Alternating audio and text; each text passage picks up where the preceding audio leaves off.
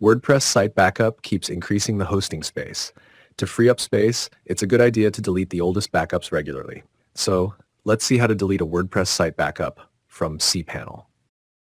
First, log into your cpanel using your username and password. This will take you to the main cpanel dashboard. Now, scroll down to the Featured Applications under the Web Applications section and click on the WordPress Application Settings.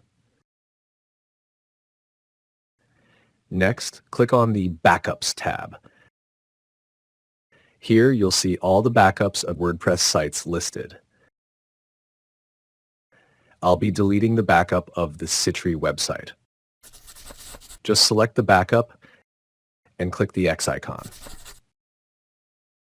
The WordPress site backup is now deleted completely. With that, we've reached the end of this video. Please like and comment if this was helpful, and don't forget to subscribe to my channel for updates on new content.